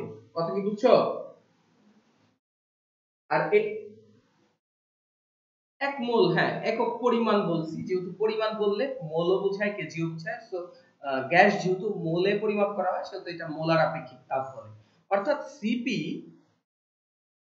ইকুয়াল টু কিন্তু সেই আগেরটাই থাকলো, তাহলে del Q M del T থাকলো, এখানে জাস্ট ব্র্যাকেট দিয়ে সাইডে ছোট করে লিখে দিতে হয় at constant pressure P equal to constant, এটা লিখে দেওয়াটা ভালো। আর একটা হচ্ছে সিভি, ওই আগেরটাই থাকবে ডেল কিউ স্থির চাপে এবং স্থির আয়তনে, এম ডেল টি এখানে হচ্ছে পি, এখানে হচ্ছে ভি ইকুয়াল টু কনস্ট্যান্ট, মনে থাকবে? তাহলে একক ভরের বা এক মোলের একক তাপমাত্রা বৃদ্ধি করতে যতটুকু তাপ দরকার হয় স্থির চাপে, তাকে স্থির চাপে আপেক্ষিক তাপ বলা হয় ওই গ্যাসের, আর আয়তন স্থির রেখে যেটা যতটুকু তাপ দরকার হয় সেটাকে আপেক্ষিক তাপ স্থির আয়তনে বলা হয়। কথা কি বুঝছো না বুঝো নাই? এরপর আমাদের আরেকটা খুবই গুরুত্বপূর্ণ একটা কোশ্চেন আছে তোমাদের বইতে, দেখো এই সিপি সিভি বলার পরেই একটা সুন্দর করে একটা কথা বলছে, সেটা হচ্ছে সিপি বড় না সিভি বড়, সিপি বড় না সিভি বড়, খেয়াল করছো? আচ্ছা খুব ভালো, আচ্ছা এই কথাটা বলা আছে না, সিপি সবসময়ই সিভি থেকে বড়। এই যে হ্যাঁ এই একটু খেয়াল করো, এই যে কথাটা, এই কথাটা এই যে শর্ট নোটটা, এটা তোমাদের সৃজনশীলেও আসে, এটা ঘতে ব্যাখ্যা করতে বলে, যে ব্যাখ্যা করো যে CP is greater than CV, CP is greater than CV. এটা কিভাবে প্রমাণ করা যায় একটু খেয়াল করো, একটু আগেই তোমরা এটা কিন্তু বলে ফেলছো, সেটা কি, যে আমাদের এটা ছিল সিপি, এখানে এটা ছিল সিপি, এই ক্ষেত্রে আমাদের ডেল কিউ এর পরিমাণ কি ছিল, বেশি না কম লাগছে? হ্যালো, বেশি। আর এখানে সিভি হচ্ছে কম লাগছিল, অতএব সিপি এর মান অবশ্যই সিভি থেকে বড়। কথা কি বোঝা যাচ্ছে? আচ্ছা একটা বাস্তব উদাহরণ বলি আমি তোমাদেরকে, সেটা হচ্ছে আমরা খোলা পাতিলে যখন রান্না করি, পাতিল লাগতে তো কি আসছে এটা আল্লাহ জানে, যাও, এই খোলা পাতিলে যখন আমরা রান্না করি তখন আমাদের ভাত রান্না করতে তাপ বেশি দরকার হয় নাকি প্রেসার কুকারে রান্না করতে বেশি দরকার হয়, আমাকে বলো? খোলা পাতিলের তাপের বেশি বেশি দরকার হয়, আর প্রেসার কুকারে অল্প তাপেই আমি রান্না করতে পারি, বলো তো কোনটা সিভি আর কোনটা সিপি? সিপি। কেন সিপি? কারণ এই ক্ষেত্রে আমরা প্রেসার বাড়াচ্ছি না, কারণ প্রেসারটা ছিল 1 অ্যাটমসফিয়ার, কিন্তু এই ক্ষেত্রে আয়তনটা স্থির, তার মানে স্থির আয়তন ভি কনস্ট্যান্ট করে দেওয়ার কারণে প্রেসার কি হচ্ছে, বাড়তেছে, তার মানে প্রেসার বৃদ্ধি পাচ্ছে, এইজন্যই তো এটাকে বলা হয় প্রেসার কুকার। তাহলে এটা হচ্ছে সি, হ্যাঁ আয়তনটা স্থির থাকার কারণে চাপ বৃদ্ধি পাচ্ছে, রান্না কেন তাড়াতাড়ি হয় সেটা পরের কথা, কিন্তু এই স্থির আয়তনে আমাদের এই পানিকে ফুটাইতে বেশি তাপ লাগছে না কম তাপ লাগছে? কম তাপ লাগছে, তার মানে সিভি তে কম তাপ লাগছে, অর্থাৎ এটা হচ্ছে ছোট আর সিপি টা বড়। এটার থেকে আর বাস্তব উদাহরণ হইতে পারে কিছু, বলো দেখি। আচ্ছা, তাহলে এই যে প্রেসার কুকার কেন মানুষ তৈরি করছে এটা আমরা এখন বুঝতে পারতেছি, যে এই যে এই অধ্যায়ের যে অ্যাপ্লিকেশন আছে এটা রান্নাঘরে গেলেই বোঝা যায়।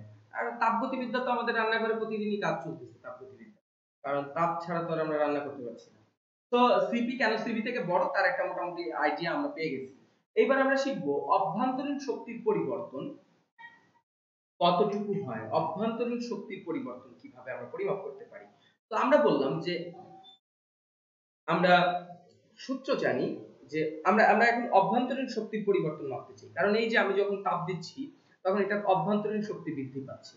তাহলে কখন অভ্যন্তরীণ শক্তি বৃদ্ধি পায়? এই ক্ষেত্রে কি অভ্যন্তরীণ শক্তি বৃদ্ধি পায় নাকি এই ক্ষেত্রে অভ্যন্তরীণ শক্তি বৃদ্ধি পায়? হ্যালো হ্যালো, অভ্যন্তরীণ শক্তি কোথায় বৃদ্ধি পাচ্ছে, এই ক্ষেত্রে না এই ক্ষেত্রে? সিভি তে না সিপি তে? হ্যালো, কথা বলতে হবে। সিভি তে, কারণ এখানে তো শক্তি বাইরে চলে যাচ্ছে, শক্তিকে বাইরে যাওয়ার সুযোগ করে দিছি, কিন্তু এখানে কি হচ্ছে, এখানে শক্তিটা বেশিরভাগই কি হচ্ছে এইখানে জমা হচ্ছে, কারণ এখানে কি সিভি কনস্ট্যান্ট ভলিউম। আবার মনে রাখো এটা বাংলাতে আমরা মানে এটার নাম বলতেছি সিভি, কিন্তু এটার নাম কি আসলে? Constant volume. কথা কি বুঝতেছো? আচ্ছা, তাহলে এখন আসো আগেরটার সাথে আমি একটু মিলাই দেই। এই যে এটাকে বাংলায় তাহলে কি বলবো, কি প্রক্রিয়া? সমআয়তন প্রক্রিয়ায় কাজের পরিমাণ কত? শূন্য। সেখানে ডিইউ ইকুয়াল টু কি? ডি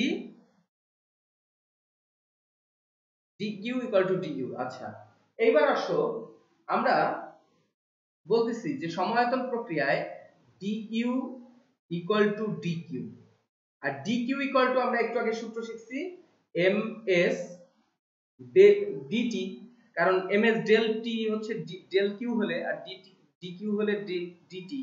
বোঝা যাচ্ছে? এম এস ডিটি তাহলে ইকুয়াল টু কি? ডিইউ। বুঝতেছো? হ্যালো, আচ্ছা, এখন এস কয় প্রকার? এটাও তো একটা এস, এটাও একটা এস, তাহলে এখানে এস এর কোন মানটা বসবে, সিপি না সিপি? হ্যালো, এটা কোন শর্তে এই এই ব্যাপারটা ঘটলো, কোন শর্তে, সিপি তে না সিভি তে? সিভি তে। তাহলে তাহলে ডিইউ ইকুয়াল টু আমি কি লিখতে পারতেছি, এম সিভি ডিটি। বোঝা গেছে কিনা? এইটা দেখবা তোমাদের বইতে এইটার প্রমাণ দেওয়া আছে, DU equal to M CV DT. DU equal to M CV DT কেন হলো এবার কি বোঝা যায়? ওকে, তাহলে আমরা মোটামুটি শিখে গেলাম হচ্ছে অভ্যন্তরীণ শক্তির পরিবর্তন DU equal to MCV DT. এরপর আমরা আরেকটা জিনিস প্রমাণ করব, সেটা হচ্ছে CP minus CV equal to R. CP minus CV equal to R, এটা আমরা একটু প্রমাণ করব। এটা একটা গুরুত্বপূর্ণ প্রমাণ, যদিও তোমরা বলতে পারো যে এটা তোমাদের সৃজনশীলে আসবে না, কিন্তু শেখা গুরুত্বপূর্ণ, কারণ তোমরা যদি সায়েন্সের ঘরে থাকো তাহলে এটা তোমাদের শিখতে হবেই। এবার দেখো আমাদের বইতে এটা অন্যভাবে আছে, আমি এটাকে একটু সহজ করে বোঝাবো। মনে করো আমরা কোনো একটা গ্যাসকে স্থির চাপে মানে তাপ দিচ্ছি ডিকিউ পরিমাণ, সেখানে আমরা এটা প্রমাণ করতে চাই। আমরা প্রথম বলবো যে এটার জন্য প্রথম ডিকিউ ইকুয়াল টু কি হবে, ডিকিউ ইকুয়াল টু আমরা জানি M CP D CB CP DT. DQ equal to M CP DT. DU equal to আমরা একটু আগে প্রমাণ করছি M CV DT. M CV DT, আমার কথা কি বুঝতেছো সবাই? তাহলে এটাকে বলা যায় এমসিপি টি2 টি1 বললে কোনো দোষ আছে? ডিটি মানে কি? তাপের পরিবর্তন, তাহলে টি2 টি1 বলা যায় না? এমসিভি টি2 টি1 বলা যায়? আচ্ছা, এখন আমরা জানি ডিডব্লিউ ইকুয়াল টু পিডিভি। স্থির চাপে বলছি, স্থির চাপে যেহেতু সেহেতু এটা হচ্ছে পিডিভি। ওকে, তাহলে আমরা এটাকে পি ভি2 মাইনাস ভি1 বলতে পারি। হ্যালো, ওকে, এখন আমাকে বলো, আমরা আরেকটা সূত্র জানি, এটা এটা একটা ফেমাস সূত্র, গ্যাসের সূত্র। আমরা ফার্স্ট পেপারে আদর্শ গ্যাসের অধ্যায় যারা আমার কাছে পড়তো তাদের এটা আমি শিখেছি, পিভি ইকুয়াল টু এনআরটি ছিল। তাহলে এখানে আমরা এমআরটি বলবো। কেন এমআরটি বলবো? কারণ এখানে সবকিছু ভরের সাপেক্ষে হিসাব হচ্ছে। তাহলে এই এম আর এন হচ্ছে পরিমাণ বোঝায়। পরিমাণ যেহেতু আমরা এখানে ভর দিয়ে ক্যালকুলেশন করছি, সেহেতু আমি এটাকে এমআরটি বলতে পারি। কথা কি বুঝে গেছে? মোল সংখ্যা হলে এন, আর ভর দিয়ে পরিমাপ করা হচ্ছে, এই জন্য এটা এম। তাহলে আমাকে বলো PV2 ইকুয়াল টু কি লেখা যায়? MRT2 বলা যায়? হ্যালো, আমার কথা কি বুঝতেছো? আচ্ছা, PV1 ইকুয়াল টু তাহলে কি হবে? MRT1। কেন? M এবং R তো, MR তো পরিবর্তনশীল না, এজন্য T1 T2 হবে। এখন এই দুইটাকে মাইনাস করো, এই দুইটাকে মাইনাস করলে কি পাচ্ছ দেখো তো? PV2 মাইনাস V1 বলা যায়? MR, এই দুজনকে মাইনাস করলে MR কমন পাওয়া যাবে, T2 মাইনাস T1। বুঝে গেছে কিনা? তাহলে এই যে মানটা তুমি পাইলা PV2 V1 MRT2 T1, তাহলে এই মানটাকে তুমি এইখানে বসাই দিতে পারো না? যে DW তাহলে কি আসলো বলো? DW এখান থেকে কি বলা যায়? এই PV2 V1 DW এর মান, এটা এখন আমরা কি বলতে পারি? MRT2 T1 বলা যায়? ওকে, তাহলে এটা যদি বলা যায়, এখন আমরা বলবো যে আমরা জানি যে তাপগতিবিদ্যার প্রথম সূত্র আমাদের বলে dq dq প্লাস dw, বলা হয় না এটা?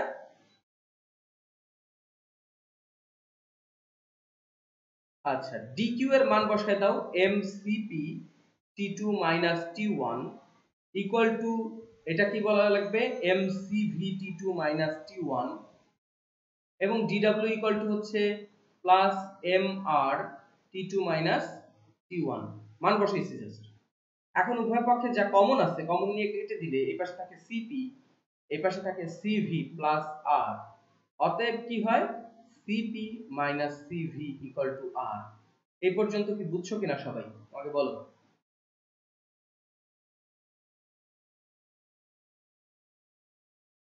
হ্যালো,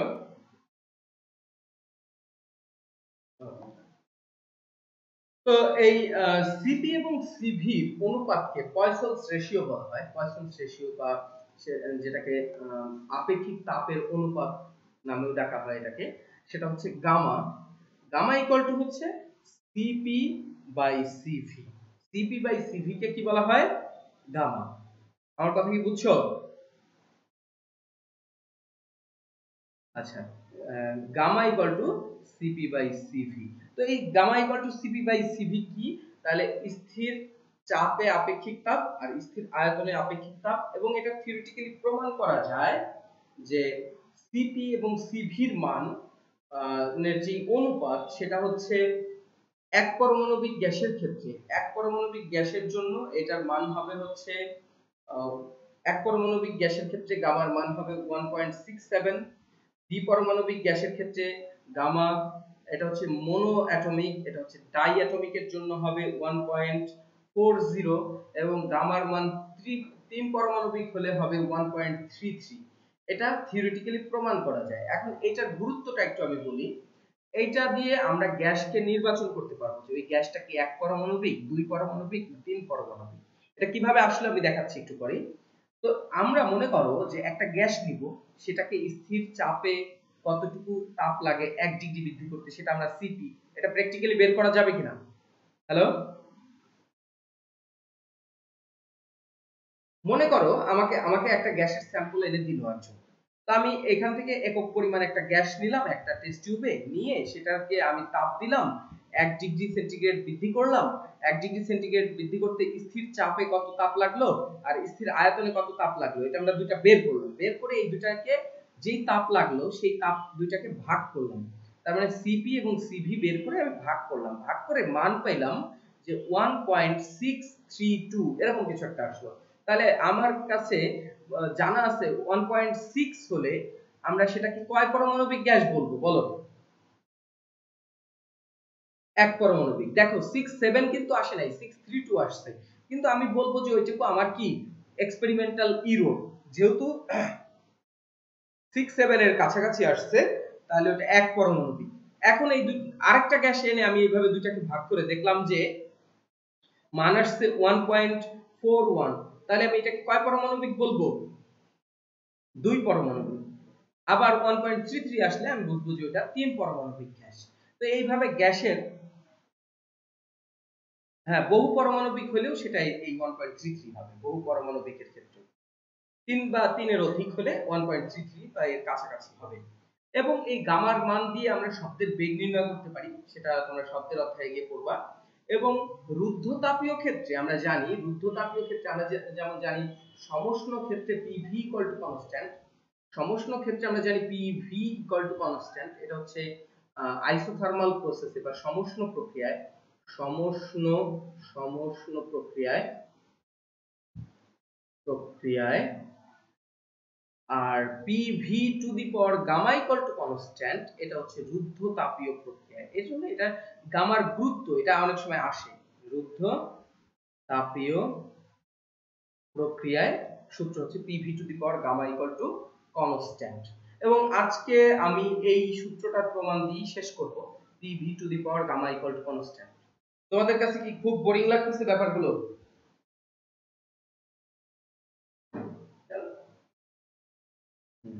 আচ্ছা দেখো, অনলাইন দেখলেও তো শিখতেছো। আমার কাছে মনে হয় যে এই জিনিসগুলো যা যা আমি বলছি বইয়ের বাইরে যে কিছু অ্যাপ্লিকেশন বলছি তার জানার পরে আমার কাছে মনে হয় যে তাপগতিবিদ্যার প্রতি একটু অনীহাটা একটু কমার কথা, যে তাপগতিবিদ্যা আমাদের জীবনে অনেক জায়গায় কাজে লাগে। আচ্ছা যাও, বোরিংনেস দূর করার জন্য আমি একটা জিনিস বলি, যে আমরা বলি যে ডাক্তারের কাছে গেলেই বলে যে আপনারা শাকসবজি সিদ্ধ করে খাবেন কিন্তু ভাজা পোড়া কম খাবেন। হ্যাঁ, তো এখন সায়েন্টিফিক্যালি ভাজা পোড়া আর সিদ্ধ এর মধ্যে পার্থক্যটা কোথায়? হুম,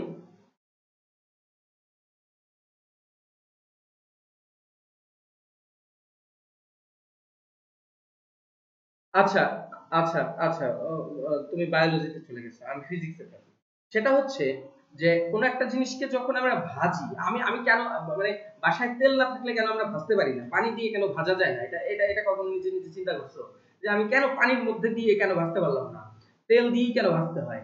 ব্যাপারটা হচ্ছে সেখানে না, ব্যাপারটা হচ্ছে তাপগতীয় ভাবে যদি আমরা চিন্তা করি যে সিদ্ধ মানে হচ্ছে সেটা 100 ডিগ্রি সেন্টিগ্রেডে রান্না করা হয়। কারণ আমরা জানি যে পানি 100 ডিগ্রিতে ফুটতে শুরু করে। একটু খেয়াল করো, স্ফুটনাঙ্কের সংজ্ঞা কিন্তু তোমরা 9 শিখছো, সেটা হচ্ছে স্ফুটনাঙ্ক যেই তাপমাত্রায় কোনো কিছু ফুটতে শুরু করে এবং সম্পূর্ণ ফুটে শেষ হওয়ার আগ পর্যন্ত ওই তাপমাত্রায় স্থির থাকে, তাকে ওই পদার্থের কি বলা হয়? স্ফুটনাঙ্ক। আচ্ছা, এখন দেখো পানি 100 ডিগ্রি সেন্টিগ্রেডে ফুটতে শুরু করে, তার মানে তুমি এক কলসি পানি নিয়ে মানে বিরাট এক পাত্রে পানি নিয়ে যদি ফুটাইতে থাকো সারা দিন ভর, যদি এই জায়গায় তাপ দিতে থাকো, তারপরেও তুমি এই পানির তাপমাত্রা কত বেশি বাড়াইতে পারবা না বলো? 100 ডিগ্রির উপরে কখনোই হবে না, কারণ 100 ডিগ্রি হওয়ার পরে সে স্থির হয়ে যাবে এবং সম্পূর্ণ পানি বাষ্প হওয়ার আগ পর্যন্ত এই জায়গার তাপমাত্রা 100 ডিগ্রি থাকবে। আর যদি তুমি কি করো, তেলের মধ্যে রান্না করো, যদি এটাকে তেল দাও, তেলের স্ফুটনাঙ্ক 300 বা তারও অধিক, অনেক তেলের তাপমাত্রা মানে স্ফুটনাঙ্ক এরও বেশি। তো তেলে যখন আমি রান্না করি তখন সেটা 300 ডিগ্রি বা 400 ডিগ্রিতে রান্না হয়, আর সেটাকেই আমরা আমাদের রান্নার ল্যাঙ্গুয়েজে বলি ভাজি হইছে, আর যেটা 100 ডিগ্রিতে রান্না হয় সেটাকে আমরা বলি সিদ্ধ হইছে। এবার কি কথা কি বুঝছো? তাহলে মানে এরপর থেকে যদি কেউ বলে যে সিদ্ধ করা, তার মানে বুঝবা যে ওটা 100 ডিগ্রিতে রান্না হয়েছে। আর যদি হয় ভাজি হয়েছে তার মানে 100 ডিগ্রির উপরে 300-400 ডিগ্রি সেন্টিগ্রেডে রান্না হয়েছে, ওটাই হচ্ছে ভাজি। আমার কথা কি বুঝছো? তাহলে তাপগতিবিদ্যা রান্নাঘরেই ঘোরাঘুরি করে, তাপগতিবিদ্যা দেখার জন্য রান্নাঘর থেকে বেশি দূরে যাওয়ার দরকার নেই। আচ্ছা, এইবার আমরা যেটা শিখব সেটা হচ্ছে আমরা প্রমাণ করব যে PV টু দি পাওয়ার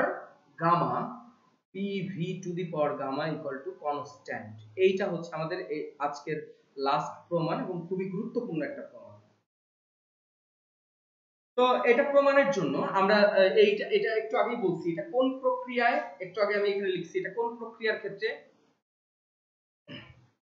রুদ্ধতাপীয়। আচ্ছা, রুদ্ধতাপীয়। তাহলে আমরা প্রথমেই বলবো যে তাপগতিবিদ্যার প্রথম সূত্র থেকে, আচ্ছা এখানে দেখো উপরে কিছু লেখা আছে যে আমরা ধরি যে পিস্টন লাগানো, একটা ঘর্ষণহীন পিস্টন লাগানো একটা সিলিন্ডারের মধ্যে 1 মোল গ্যাস আছে। এই গ্যাসের চাপ দেওয়া হয়েছে P এবং আয়তন হচ্ছে V, তাপমাত্রা ছিল T, অভ্যন্তরীণ শক্তি ছিল U। এখন dQ পরিমাণ শক্তি সরবরাহ করায় এর আয়তন কিছুটা বৃদ্ধি পেল। এখন আমরা এটা বললাম আর কি বলার কথায়, কিন্তু আসলে তাপগতিবিদ্যার প্রথম সূত্র আমাদের কি বলতেছে? dQ equal to dU plus dW। এটা যদিও dQ লিখতে হবে, তাহলে dQ, হ্যাঁ। তাহলে এখন যদি ঘটনাটাকে আমরা বলি তাহলে এরপরে লিখতে পারি dQ equal to dU plus PdV। স্থির চাপে বলা ছিল, তো স্থির চাপে আমরা যদি করি তাহলে এটা PdV বসানো যায়। এখন একটা জিনিস খেয়াল করো, রুদ্ধতাপীয় প্রক্রিয়া যদি হয়, রুদ্ধতাপীয় প্রক্রিয়ার ক্ষেত্রে dQ এর মান কত হবে? তাপ দেওয়া নেওয়া কি হবে? রুদ্ধতাপীয় প্রক্রিয়ায় dQ ইকুয়াল টু 0। তাহলে আমরা বলতে পারি যে dQ প্লাস PdV হবে এই জায়গায়, যেহেতু রুদ্ধতাপীয় প্রক্রিয়ায়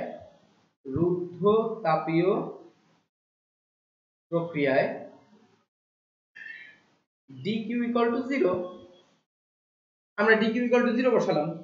এরপরে একটু আগে শিখে আসা একটা সূত্র, বলো তো dQ ইকুয়াল টু কত? তাহলে একটু আগে আমি শিখেছি, বলো।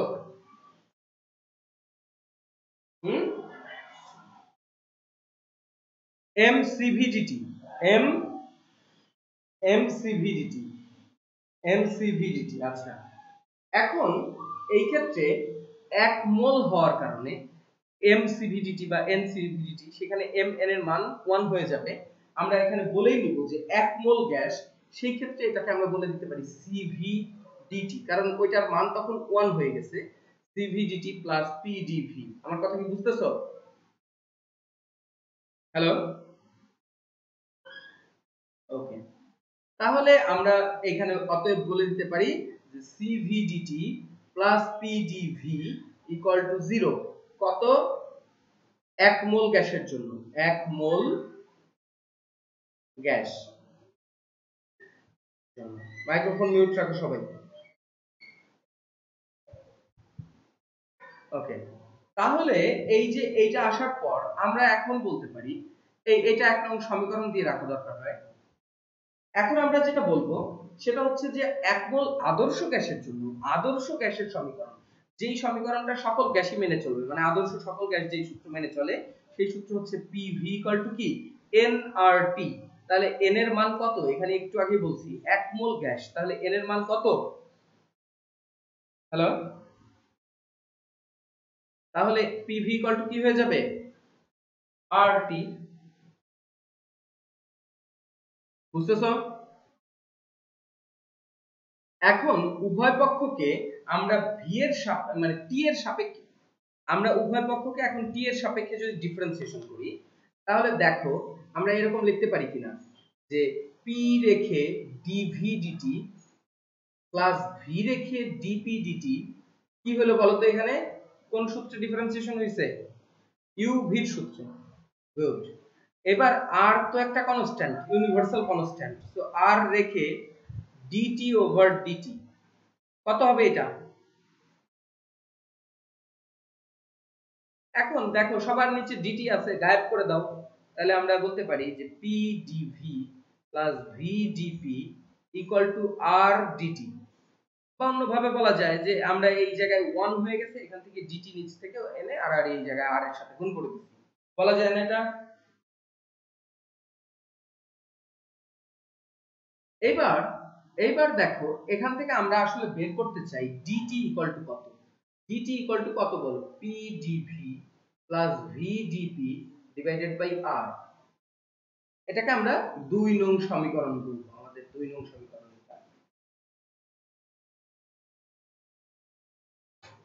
এরপর আমরা যেটা করব সেটা হচ্ছে যে আমাদের এই 1 এবং 2 নং সমীকরণের মধ্যে মান বসানো হবে। 2 থেকে 1 এর মধ্যে মান বসিয়ে দেব। 2 থেকে 1 এর মধ্যে যদি আমি মান বসাই, দেখো এই যে cv/dt, এই dt এর জায়গায় আমি dt এর মানটা বসাই দেব। cv/dt এর মান কত পাইছি বলো তো একটু আগে? dt এর মান পাওয়া গেছে pdv plus vdp divided by r plus pdv। কথা কি বুঝছো? Equal to 0। আমরা এই dt এর মানটা আমরা কোথায় নিয়ে বসাইছি? এই 1 নং সমীকরণে। এবার দেখো আমরা এটাকে উপরের সাথে গুণ করে দেই। গুণ করলে কি হয়? cvpdv plus cvvdp divided by r plus pdv equal to 0। এরপর আমরা যেটা করতেছি, এই জায়গায় লসাগু নিব r লসাগু নিয়ে যদি যোগ করা হয় তাহলে cvpdv plus cvvdp plus rpdv equal to 0। এই পর্যন্ত বুঝছো? লসাগু নিয়ে যোগ করা, এটা তো বোঝার কথা। r যেহেতু নিচে আছে এবং r একটা কনস্ট্যান্ট ভ্যালু, এটার মান কখনো 0 হয় না, তাহলে আর এই 0 এর সাথে এটাকে গুণ করে দিলে কি হয় দেখো তো? cvpdv plus cvvdp plus r এর মান কত বলো তো একটু, কেউ একজন আমাকে একটু আগে শেখা জিনিস। r ইকুয়াল টু কত? cp minus cv। দেখো যে প্রত্যেকটা ধারাবাহিকভাবে একটা একটা করে কাজে লাগতেছে। তাহলে cp minus cv pdv equal to 0। এতে করে কি হলো, এই r কে দিয়ে r গুণ করে 0 করে দিছি আর r এর মানটা এখানে বসাই দিছি। কেন আমরা এটা করতেছি? কারণ আমাদের বের করতে হবে pv to the power gamma equal to constant. সেখানে কোনো r এর স্থান নাই, গামা আছে আর p আর v আছে। গামা হচ্ছে cv by cp by cv, তাহলে cp cv p dv এগুলো থাকবে, আর বাকি r টার যা আছে সব গায়েব করে দিতে হবে, পরিবর্তন করতে হবে আর কি। তো দেখো আমরা এই জায়গায় cv p dv plus cv vdp plus cp p dv minus cv p dv equal to 0 লিখতে পারি। গুণ করে দিছি এই দুটাকে। তাতে করে আমাদের লাভ হইলোটা কি? আমাদের লাভ হইলো এই যে cvpdv আর cvpdv এই দুইজন কর্তন হয়ে গেছে। আমাদের কাছে থাকতেছে, পড়ে থাকতেছে হচ্ছে cvvdp plus cppdv equal to 0। সাধারণত এখানে যেটা করে উভয় পক্ষকে কিছু একটা দিয়ে ভাগ করে। আমার এটা পছন্দ না, আমি যেভাবে করি সেইভাবে আমি তোমাদের একটু করে দেখাই। ওই মুখস্থ রাখার জিনিসটা আমারই মুখস্থ থাকে না, আমি এটা ভেবে চিন্তে বলতে হবে। অত জটিলতায় না গিয়ে আমি এটা কি যেটা করি, cvvdp equal to minus cppdv লিখতে পারি কিনা? Hello,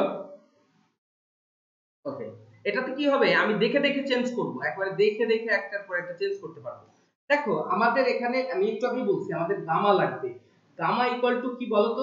CP by CV. CP by CV.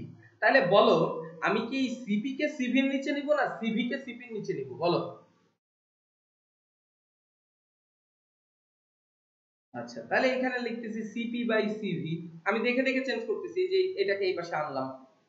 আমার এই যে পি, পি দুইটাকে এক সাইডে নিতে চাই, তাহলে আমি ডিপি বাই পি নিলাম, আর এই পাশে ডিভি বাই ভি নিলাম। কোনো সমস্যা আছে? এবার পরের লাইনে আমি বলে দিলাম যে এটা DP by P equal to, এখানে বলা যায় যে minus gamma DV by V লেখা যায়। হ্যালো, এখন উভয় পক্ষকে ইন্টিগ্রেশন করব। উভয় পক্ষকে ইন্টিগ্রেশন করলে কি হচ্ছে দেখো তো, এই পাশে ইন্টিগ্রেশন করো। ইন্টিগ্রেশন করলে আমরা জানি, ইন্টিগ্রেশন তোমাদের শেখানো, dx বাই x যদি ln x হয় তাহলে dp বাই p কে ইন্টিগ্রেশন করলে কি হবে, মাইনাস এই পাশে কি হবে gamma into ln v plus কি হবে কনস্ট্যান্ট। বুঝছো সবাই? গুড, তাহলে খুব সুন্দর বুঝে গেছো। দেখো এইবার এইটাকে এই পাশে নিয়ে আসো, ln p এই পাশে যদি আসে এটা প্লাস হবে, কথা বোঝা যায়? এরপরে ln v আছে, এই যে গামা সামনে ছিল, কোন একটা জিনিস সামনে গুণাকারে থাকলে সেটাকে আমরা কোথায় নিতে পারি বলো তো? ln log এর ক্ষেত্রে পাওয়ারে নিয়ে যেতে পারি না এটাকে? কথা বলতে হবে। log এর সামনে কিছু থাকলে সেটাকে পাওয়ারে নেওয়া যায়, আবার পাওয়ার একটা সামনে আনা যায় গুণাকারে। এতে করে কি হলো দেখো, আমরা জানি ln কমন নিলে কি হয়, মাঝখানে প্লাস থাকলে p এটা হয়ে যাবে গুণ, প্লাস থাকলে গুণ হয়, মাইনাস থাকলে ভাগ হয়, মনে আছে? pv to the power gamma equal to constant, এটা কি কনস্ট্যান্ট, পুরোটাই লিখি। তো এরপর আমরা জাস্ট আমাদের প্রমাণ শেষ। এখন দেখো আমাদের প্রমাণটা এইখানে লাস্ট হয়ে গেছে। এখানে আমরা বলতে পারি যে অতএব pv to the power gamma equal to ln, ওই পাশে গেলে আমি এর আগে শিখাইছি e to the power constant হবে, আর e to the power constant একটা আস্ত কনস্ট্যান্ট। অতএব আমরা বলতে পারি যে প্রমাণিত হলো যে pv to the power gamma equal to ধ্রুবক। এবার বাংলায় লিখে দিলাম ধ্রুবক। এটাই আমাদের প্রমাণ করার কথা ছিল, তো এটা প্রমাণিত হলো। কথা কি বুঝছো সবাই? আজকে গাণিতিক যেই টার্মগুলো বুঝিয়েছি, আমি একটু শেষ করি। আজকে যে গাণিতিক টার্মগুলো বুঝিয়েছি খুবই গুরুত্বপূর্ণ, এবং এইটার উপর বেসিস করে, এই বেসিসের উপরে অনেক অঙ্ক আমাদের আসবে। তো যতটুকু বুঝাইছি বাসায় খুব ভালো করে পড়তে হবে। হ্যাঁ, যে এটা আসবে না, এটা আসে না, এটা সৃজনশীলে আসে না, ওটা ওই জায়গায় আসে না, এই বলে রেখে দেওয়া যাবে না। পুরোটা জিনিস কমপ্লিটলি পড়তে হবে। আগামী ক্লাসে কারো কোনো জায়গায় সমস্যা থাকলে সেটা আমাকে বলবা, আমি কমপ্লিট করে দিব। আরো কিছু প্রমাণ আছে, সেগুলো আমি করাবো নেক্সট ক্লাসে।